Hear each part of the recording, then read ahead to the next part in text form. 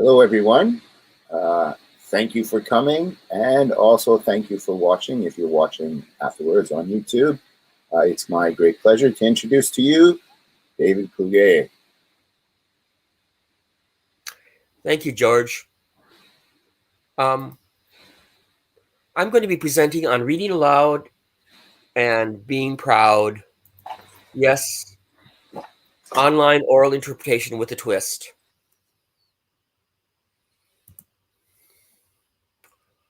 First, I'd like to introduce myself, introduce the presentation. Reading aloud to children, it's a great success. All parents know that when they want their child to settle down and concentrate, they read aloud at bedtime, and it allows them to settle down. It also has been shown by research to improve vocabulary, pronunciation, and curiosity. However, having older children read aloud in secondary and tertiary level English classes, not so much of a success.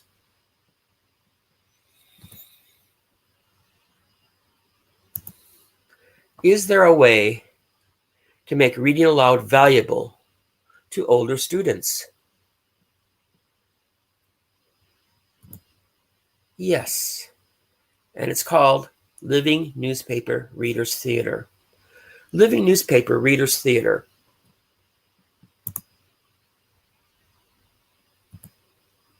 What I'm going to do is show you the basis for Living Newspaper Readers Theater, give you a definition of Living Newspaper Readers Theater, LNRT, show you how to do it, the basics, and then how to do it adding complexity to the basic.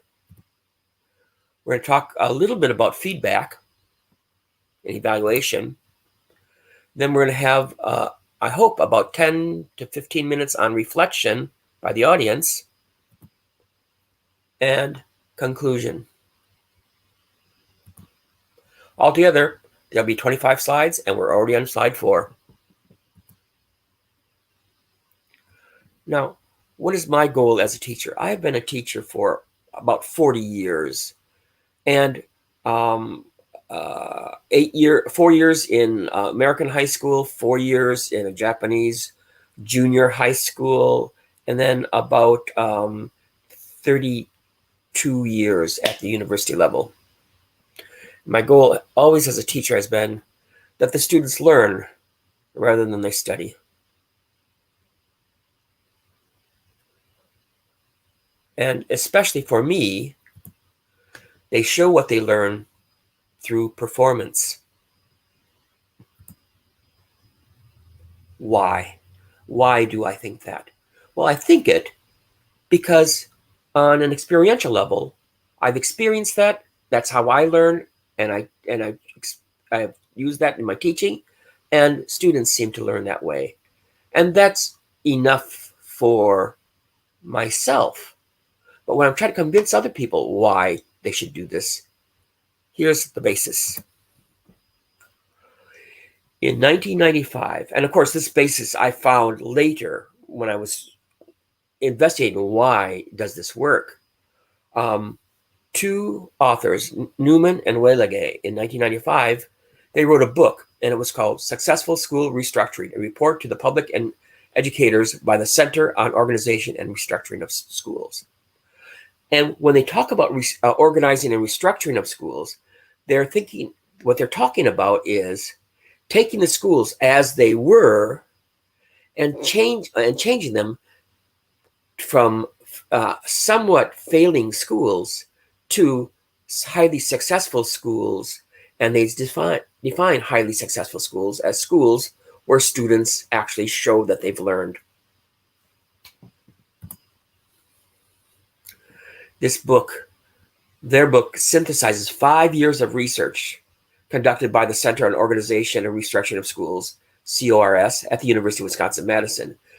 Newman and Weilige are the directors of that research center.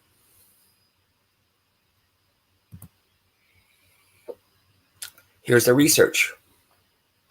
From 1990 to 1995, the center analyzed data from these sources.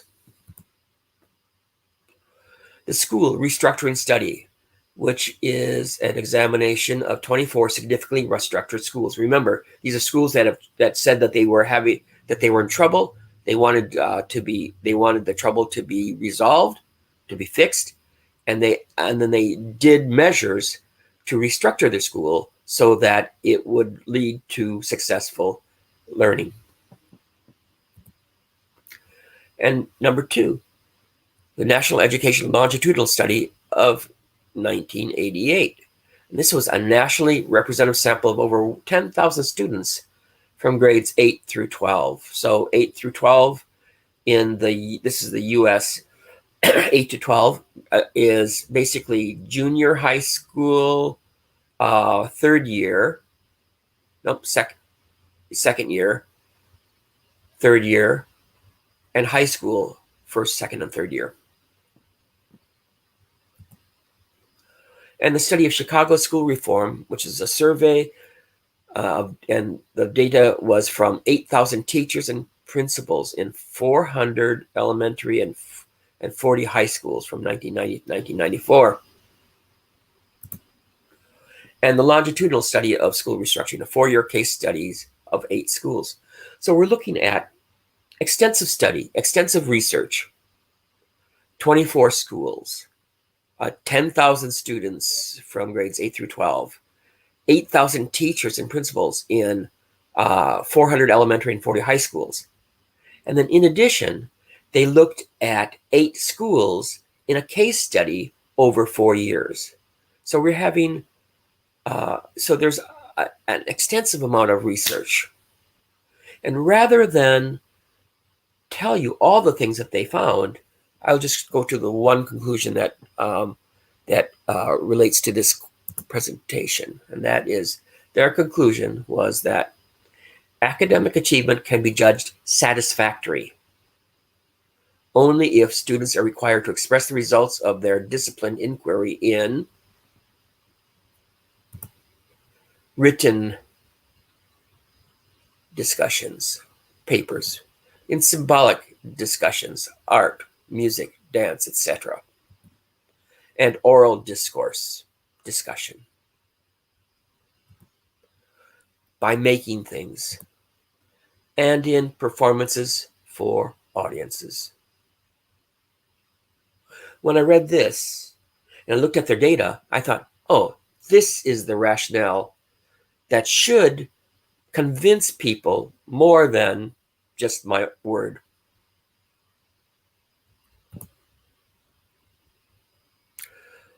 A definition of living newspaper readers' theater.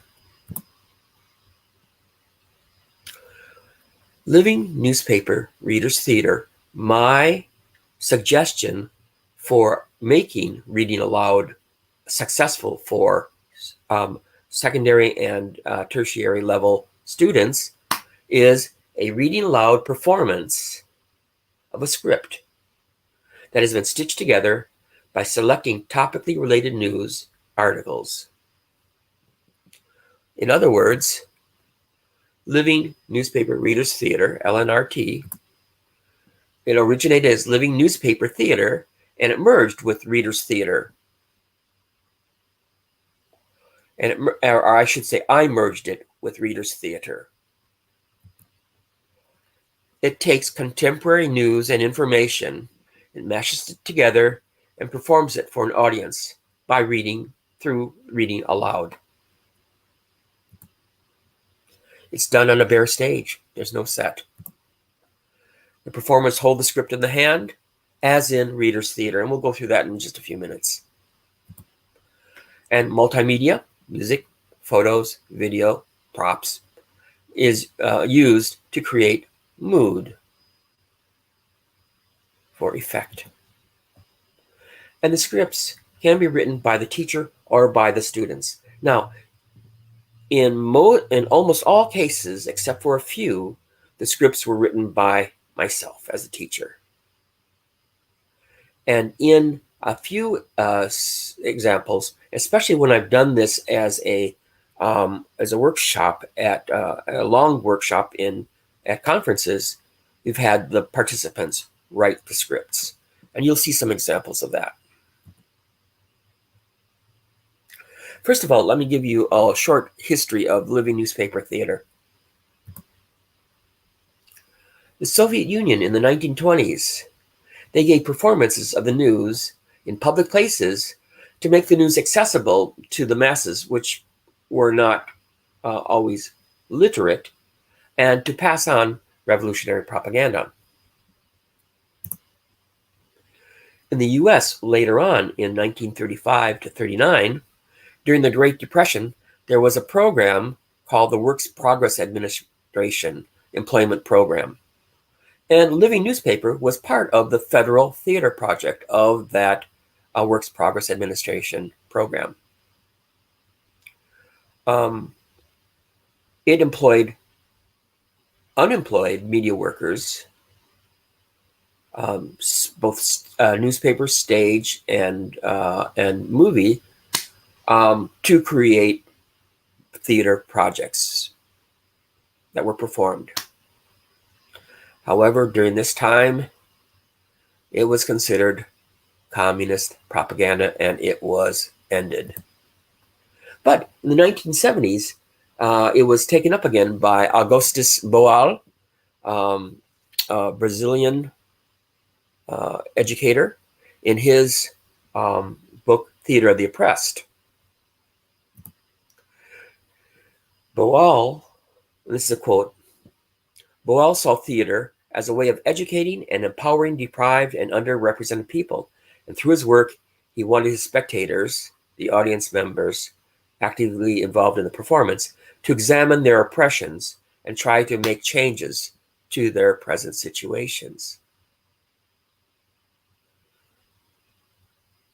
In my case, I saw the students as being unempowered and underrepresented in the class and in research, their voice in research. So this spoke to me. And now, Living Newspaper Theater has their theater programs throughout the U.S. that have a living newspaper theater production. And one example is the Actors Theater of Louisville. It's led by actors. It's led by an Actors Theater teaching artist. It has a classroom of high school students, and they collaborate over a course of 10 sessions to create a short performance on the topic of large social relevance, presenting large social issues through drama, poetry, music, movement, and more. This also inspired me. And I've had experience with Reader's Theater. Reader's Theater, the genre is oral interpretation. That is, taking a piece of written material and interpreting it orally. That is, using the body, that is facial expressions, gestures, movement, to interpret the meaning of the black words on the white page. So performers must hold their script. It's not that they can look at the script, it's that they must hold their script. And the set is optional. Most Reader's Theater has a very minimal set. Usually it's an empty stage, though. Costumes are also optional.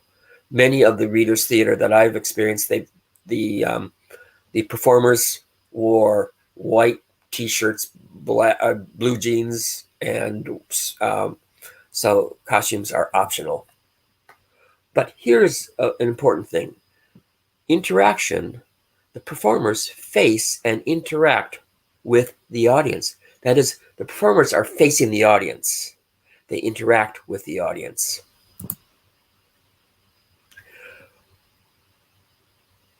What are the differences between living newspaper theater and Reader's Theater? Well, living newspaper theater, the genre is drama. Whereas in Reader's Theater, the genre is oral interpretation. In living newspaper theater, the script, the author, the actors must memorize their script, as in any other kind of drama. Whereas in Reader's Theater, the performers must hold their script. The set in living newspaper theater is usually used, whereas it's optional in Reader's Theater. And costumes are optional in both living newspaper theater and at Reader's Theater. But here is the biggest difference: interaction. Performers of living newspaper theater interact with each other and generally ignore the audience. That is that so-called fourth wall, where the edge of the stage is like a fourth wall that they cannot see through, but that the audience can see the actors. The audience. So in a way, it's the fourth wall, but perhaps a better image would be a see-through mirror.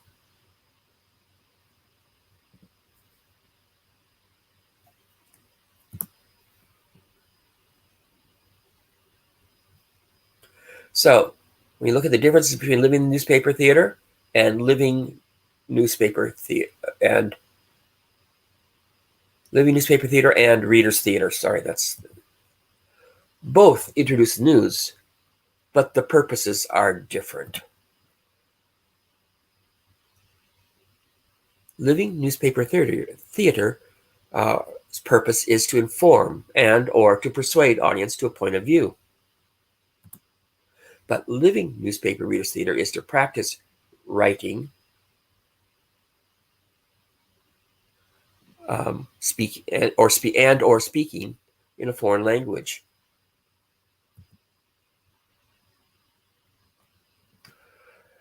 Okay, how do we do it? Well, I'm going to teach you the basic pattern. 1, you read several articles on a topic that is dramatic, that has some dramatic interest. That is, you can use Google search engine for that. I always use the Google search engine for looking for topics for my living newspaper Reader's Theater. Then you put together a script that follows a narrative arc. It has an exposition, a rising action, crisis, climax, denouement, falling action, and conclusion. And this can be done, as I said, I often write these, but it can be done on Google Docs, where the people can create their own script together, even though they are apart physically. They can use Google Doc to collaboratively create the script. The main thing is that the script should have a beginning, middle, and end. And after you've finished the script, then you read through the script with each person reading a line in turn, just to see how well how smooth it is, how well it fits, it hangs together. Then 4, assign parts to students. Either assign parts or students volunteer for what parts they want to do. When I talk about parts, I'm talking about lines or parts of lines or groups of lines. And one student can do it. A pair can perform one line. A small group, half the whole group, or the whole group can be assigned or can volunteer for a particular line or group of lines. And then read through the script with the assigned part of students reading their assigned or the parts that they volunteered for. And then again, read through the script while going through blocking. Blocking is movement, and it's how the performers move on stage. Then you add multimedia. By multimedia, I usually add music and PowerPoint, a projection of a PowerPoint presentation with either movies or photos, words,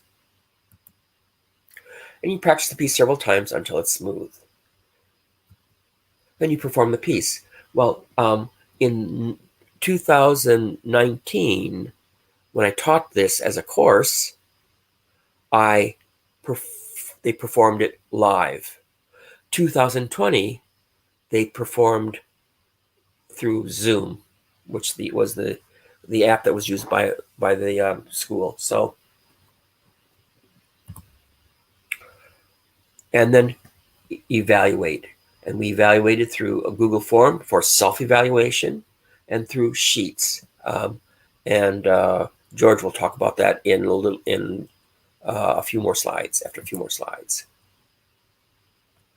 So, adding multimedia or mixed media, you add music, photos through Google Slides, movies, hand props, other things. And you add multimedia to all Living Newspaper Readers Theater, either basic or complex. And I just went through what was called the basic model. And if you want to add complexity to the basic script, here are some of the ideas that Boaz had and that I have used. And you've probably seen them in stage performances, actually in TV dramas or docudramas. First one is called simple reading. The news is read without commentary, without comment. It's just presented. Or you can do what is called complementary reading, where the news is read and additional information is sourced from other news to find out more information. That is, you can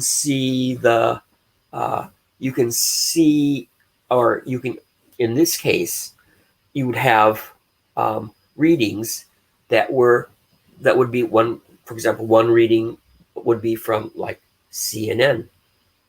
Another reading would be like from Huffington Post. And another reading could be from Fox News. With each of those, you might get a different perspective on the same news article. So it adds more information. Or crossed readings, where two contrary or linked readers are read to show new light and dimension on the story. Complementary reading, is where you choose just a variety of views of sources to add different views.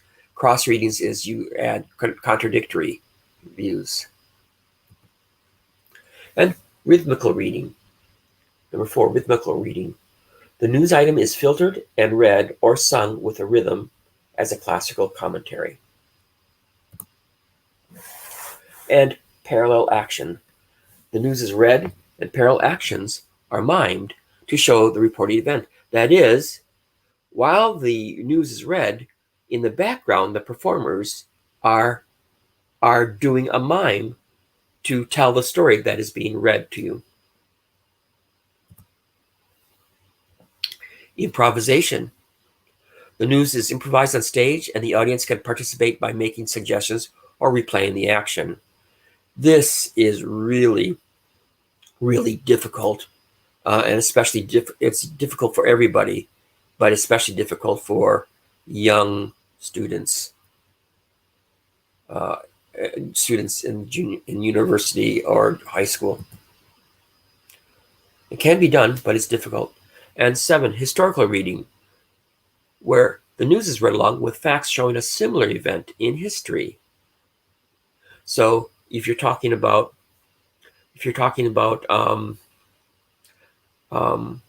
a civil war in a country, let's say a country in South America or in Europe or in Africa,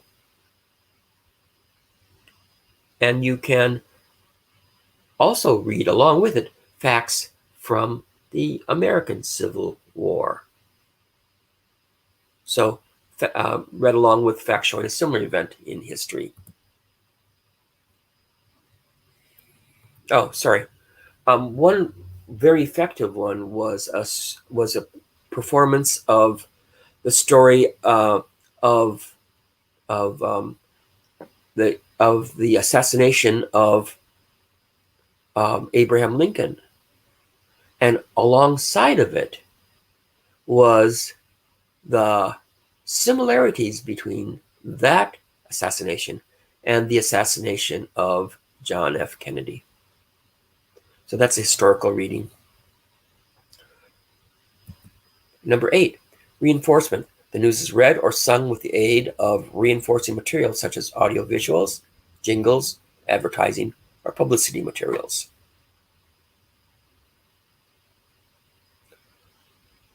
Many historical documentaries use this reinforcement.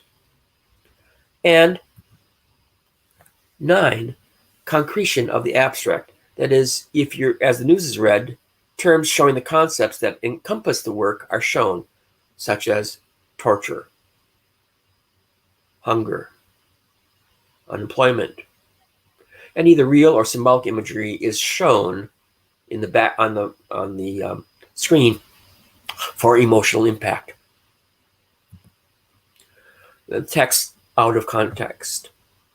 The news item is presented out of the context. For example, someone who is portraying the prime minister of a country delivers a speech about austerity, that is, saving money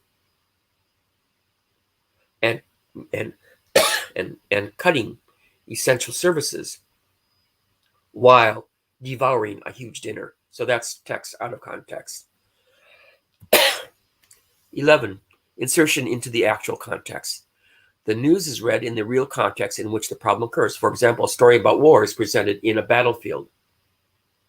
So a lot of, for example, in the American Civil War types of reports, the reporter actually goes to the battlefield that is being talked about and can show the actual present day battlefield, what it looks like today, and then tries to paint word pictures of what it was like at the time of the battle.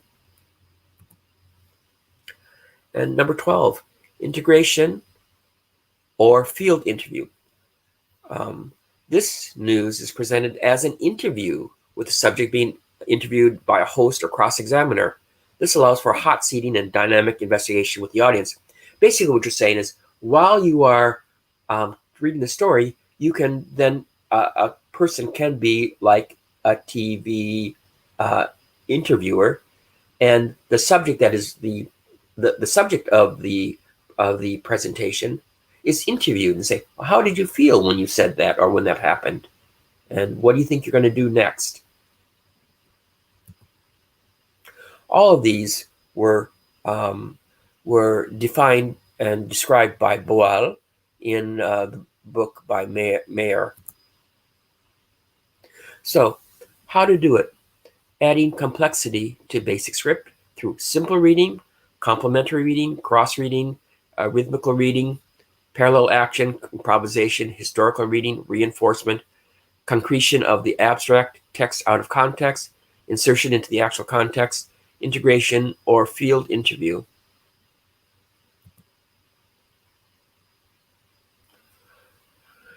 After they have created their performance and performed, then you need to evaluate and give feedback. In my case, I give oral comments to the performers at the end of the class, and I have Excel files where I give feedback, where I record feedback and give feedback to the students, but at a later date. George, are you there? I am indeed, David. Can you talk a little bit about your method that you are that you take 1 minute or so and talk about your method, and I got the information for your presentation tomorrow. Thank you. Okay, so to focus on, in terms of getting timely feedback to students, I guess what I would do is I would put this in a form. I would have some sort of peer and self-evaluation as part of it. So to give you an example, maybe something along the lines of this, which I've used for presentations in the past, where students write their name, their group. I provide them, actually, can I share my screen? I better share my screen to explain this properly. Let me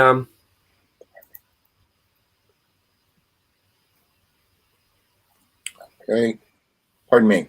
Here we go then. Can you see that?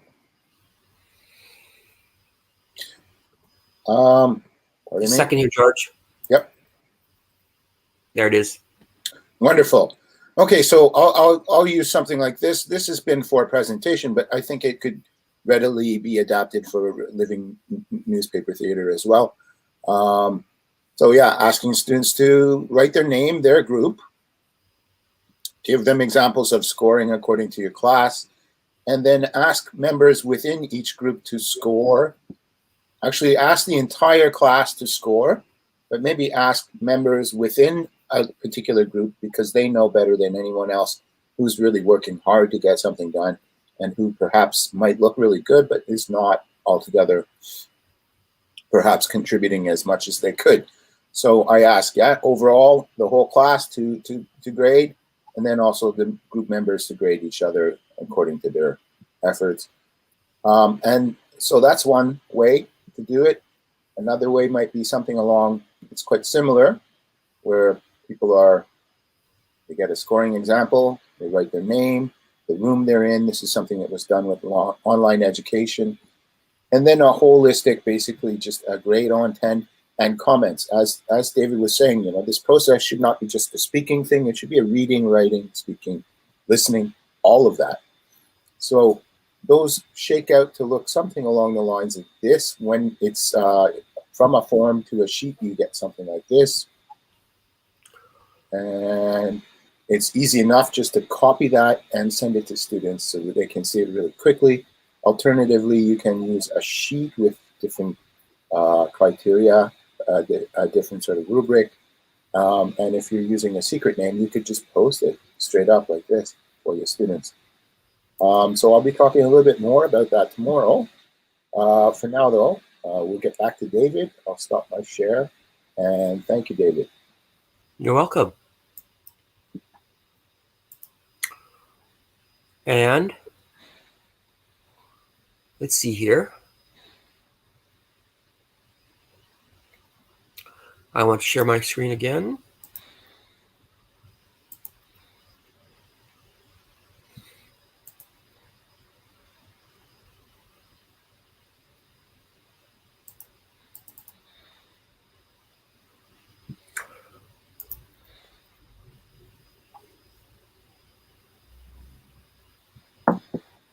And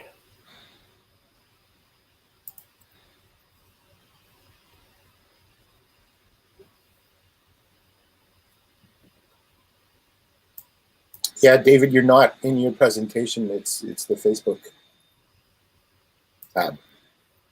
just a second here. Okay.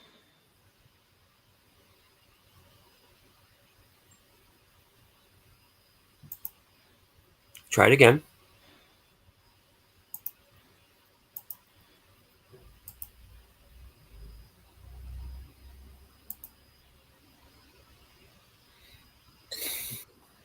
It's a bit of a bewildering interface. We had this problem when we were practicing. It's okay, George. Let's see here. Just a second here.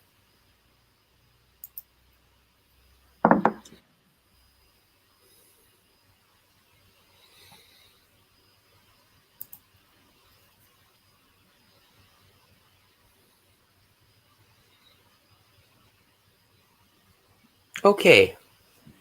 Anyway, the next thing is a sample living newspaper readers theater that I'm going to show you. Because if you take a look at this, it is when you look at this, what is happening is it's hard to envision what it looks like. So let me give you a short, few short examples. So in 2020, in at a conference by the Performance and Education SIG of JALT in Sapporo, we had I gave a short workshop, and in that short workshop, I had 9 people in that workshop, and in that workshop we had I explained what this was in a very, very brief way, even much briefer than today. I did it in like 20 minutes, and then they had the rest of the time to put together a performance.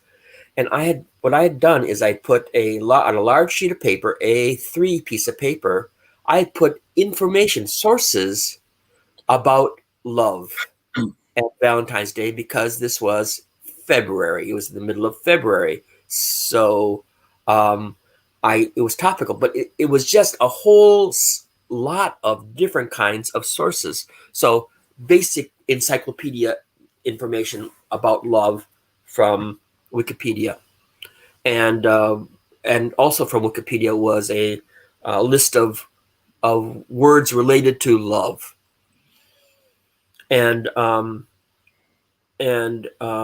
also included was poetry and song lyrics. And the 3 groups of 3 performers, they were teachers, got together, and they had 10 minutes to put together a script. And they had 9 minutes to practice. And then they performed in front of the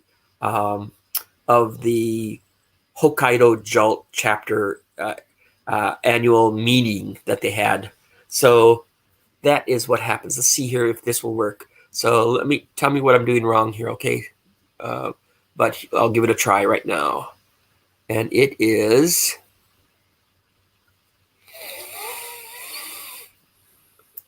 This is my first time doing this, so please bear with me. Can you see this yet?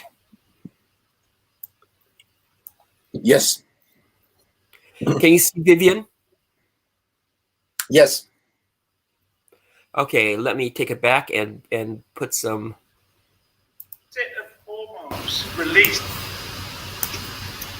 Okay, so then there are 3 groups. You're going to see 3 groups, and they all have the same information, same source information, and you'll see what each group came up with.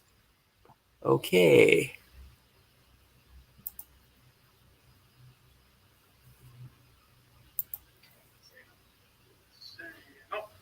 Love. Profoundly tender. Passionate affection. A set of hormones released by messages from the brain. Dopamine. Norepinephrine. And serotonin. Oxytocin. Vasopressin. Scientists don't know everything about the basis of love. Storge. Philia. Eros. Xenia. Agape. Saint Valentine. The average man spends $130 on Valentine's Day, while women spend about $70. More than 1/3 of men are comfortable not receiving anything from a lover on Valentine's Day. Take my heart and please don't break it. Love. And here is the second group. No. The second group is... this is...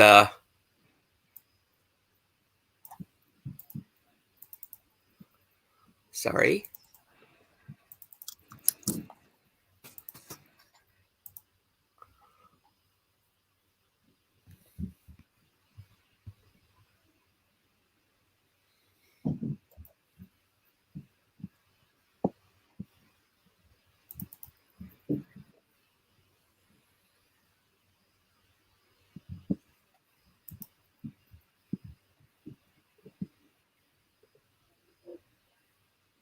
Sorry. Let's try it again.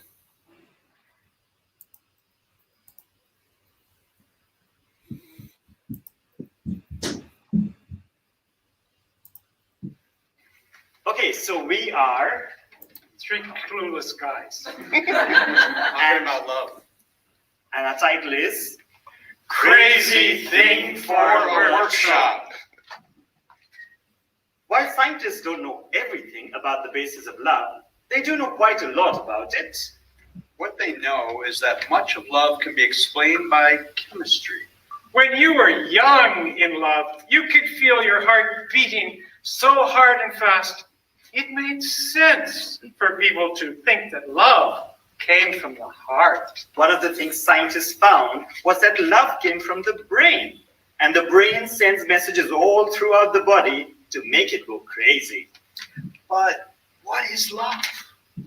Love, the grammar, a profoundly tender, passionate affection for another person.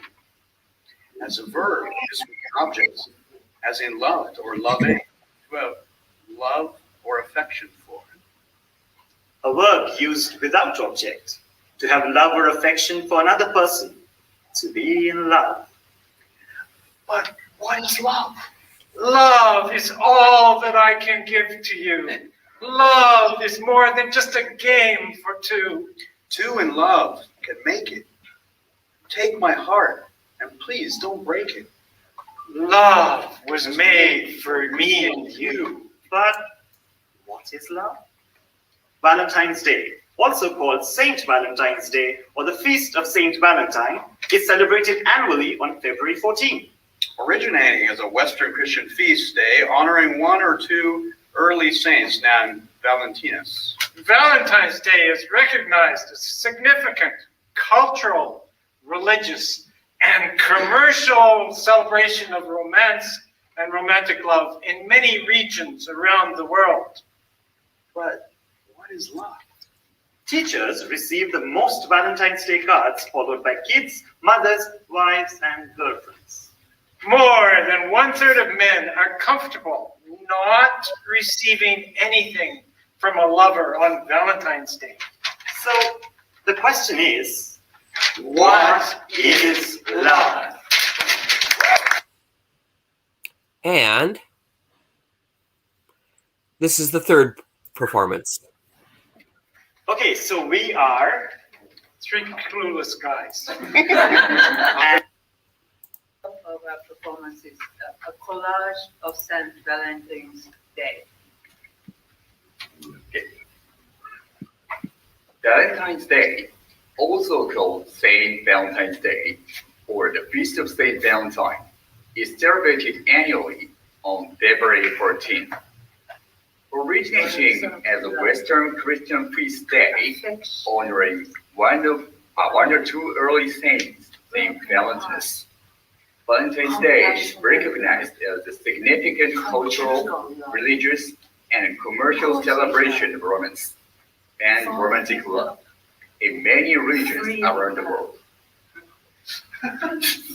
There are numerous martyrdoms and martyrdom stories associated with various Valentines connected to February 14th, including written accounts of Saint Valentine of works in prison for performing weddings for soldiers who were forbidden to marry and for ministering to Christians persecuted under the Roman Empire.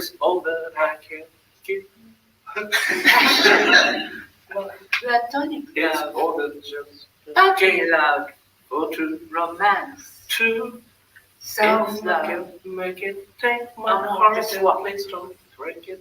unconditional love, unrequited love, familial love, platonic love,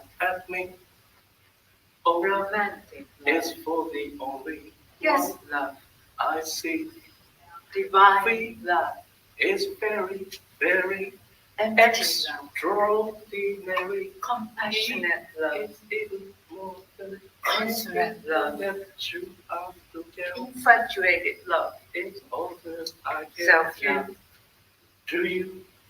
Love is more than just a game. Oh, true, in love can make it. Take my heart and please don't break it. Love was made for me and you.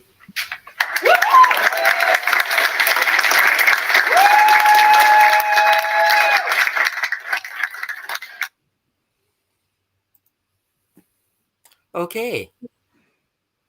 Now, of course,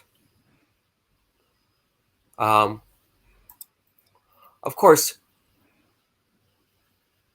we don't. Let's see here. Of course, we don't have. We don't give our students only 10 minutes to prepare the script and 9 minutes to practice. It's spread over a fairly long period of time. And the other thing is that basically, you think, okay, the groups 1 and 2 of those 3 groups, the groups 1 and 2 were made up of foreigners, and so they had no problems with the script. But the 3rd group was made entirely of Japanese people, and yet I put it to you, I felt that the 3rd group was more imaginative in the way that they put together the piece. It was not really linear. It was holistic in the way they did it. And the other thing is, I think we can kind of throw away the concept that Japanese people are not creative and they cannot do this kind of project. And also, one other source witness is Steve McGuire. So Steve, Steve came and observed my classes. What did you think? Thank you, David. I'm sorry I was kind of late to the game. Yes, my wife and I both came and saw your students present, and my wife teaches children, and so she wanted to see how it might be done.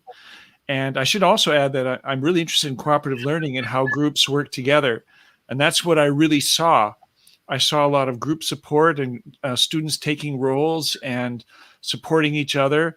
And the most important thing is they were having fun, and they got better each time they tried it out, and they were off practicing together in order to make it better.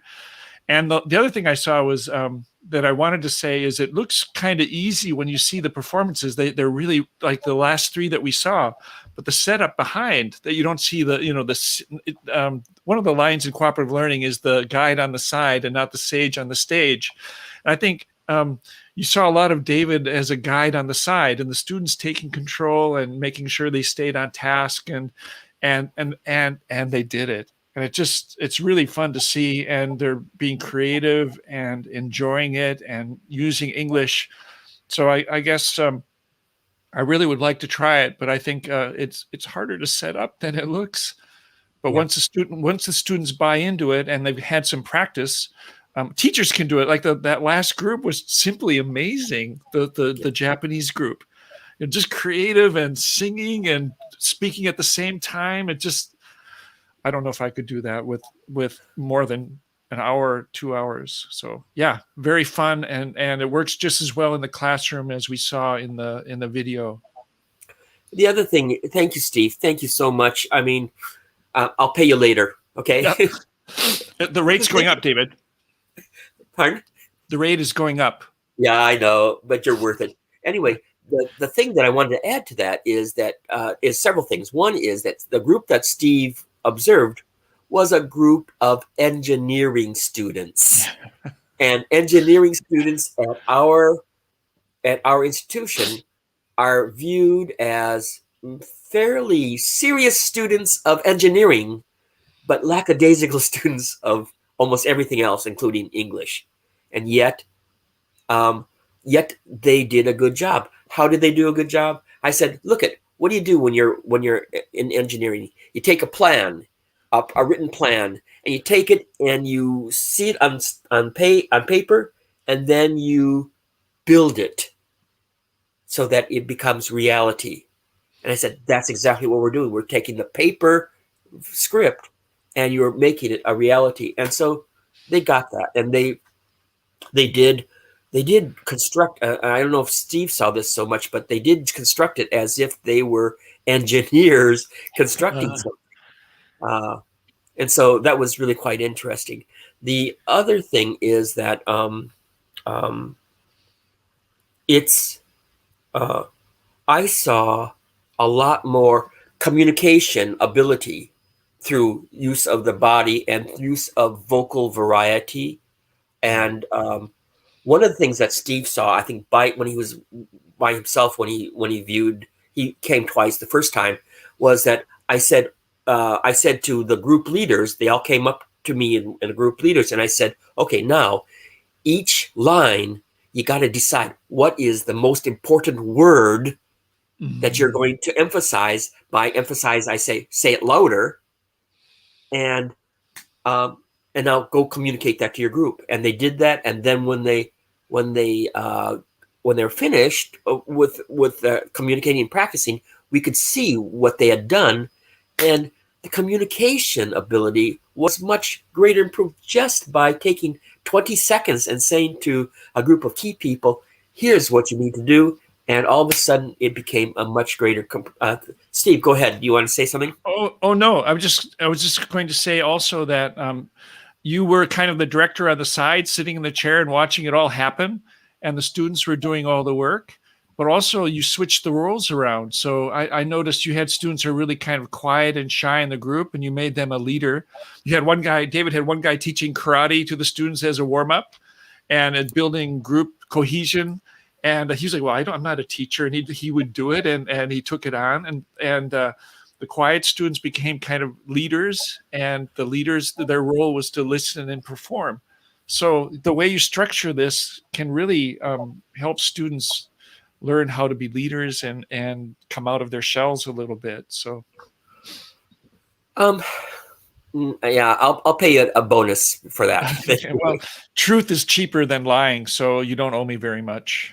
Well, the conclusion is, I tried it, but I did it my way. Ha ha. Take this basic idea and do it your way. With your own abilities, your own image of what it should look like, and also with the students' capabilities and interest at heart, and then do it. The last thing that we do here is reflection. So, George, do you have a reflection on this presentation? Yeah. Absolutely, yeah. It's the part that gets overlooked the most, I find, is that last bit. There's the rush to actually get things put together, and then getting out feedback.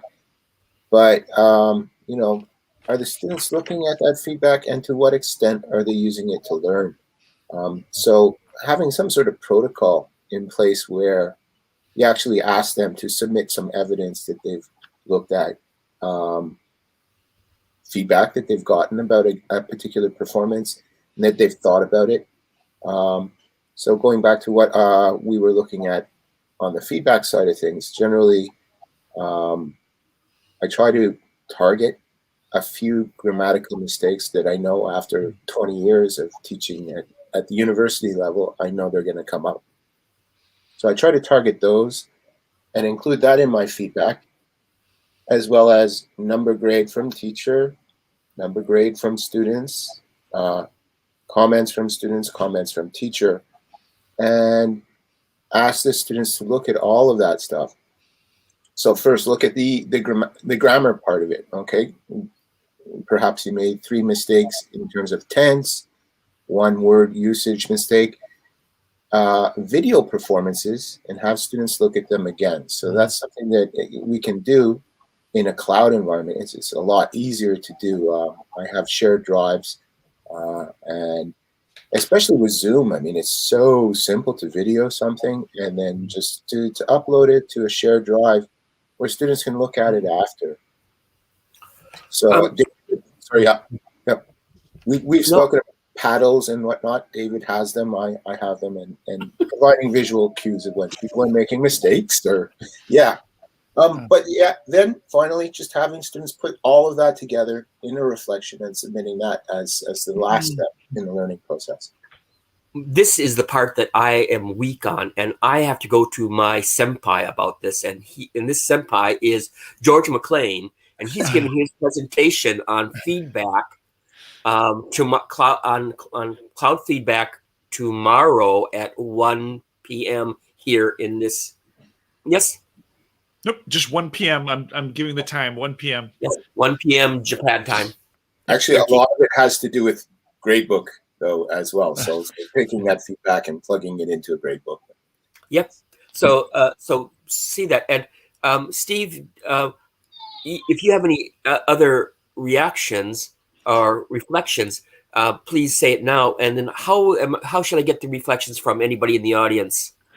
If there's any I don't know if you had you have your email address on the form, and if you maybe offered if they're interested in sharing feedback, give them a Google Form link or put it on the YouTube link. Maybe they afterwards, or they can post it on the YouTube link. I think on YouTube itself. Maybe I'm new at this too in a way.